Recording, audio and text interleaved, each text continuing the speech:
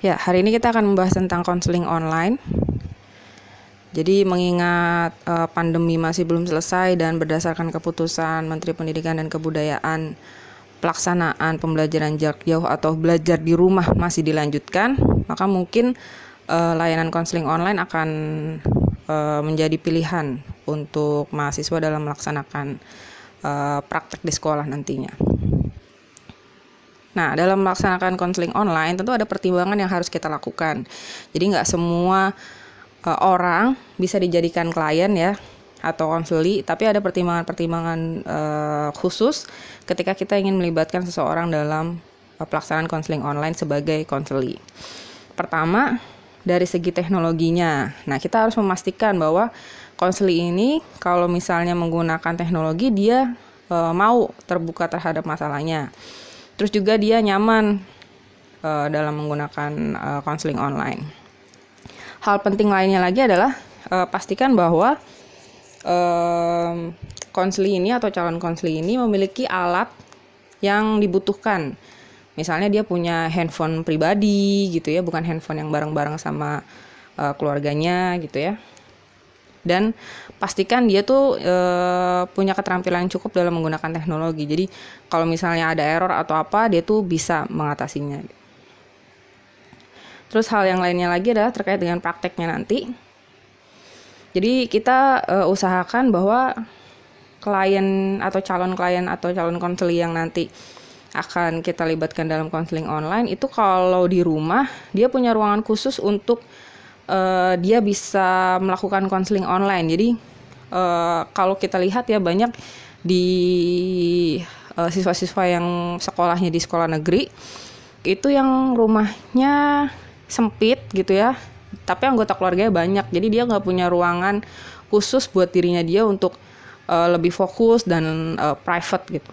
Nah, ini juga perlu dipertimbangkan. Jadi coba tanya apakah di rumahnya ada ruangan khusus yang memungkinkan dia untuk melaksanakan konseling online. Hal ini menjadi penting karena kita juga harus memastikan bahwa ketika dia melakukan konseling, apalagi kalau misalnya dia video call atau audio call gitu ya, kita harus pastikan bahwa dia tidak akan diinterupsi atau informasinya didengar oleh anggota keluarga yang lain.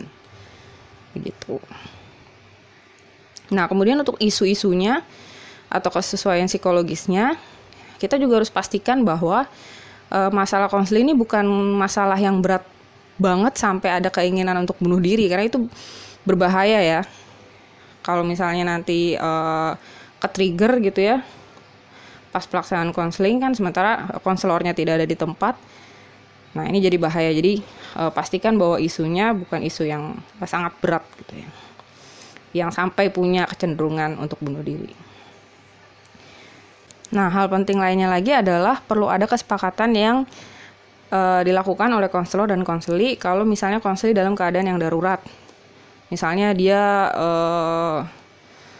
ya sangat terpukul atau apa gitu ya, yang kemudian ke-trigger selama proses pelaksanaan konseling itu. Jadi si konselor harus tahu siapa orang di sekitar dia yang bisa segera membantu dia, karena kan konselornya tidak ada di tempat. Nah, jadi perlu ada kesepakatan terkait dengan hal itu.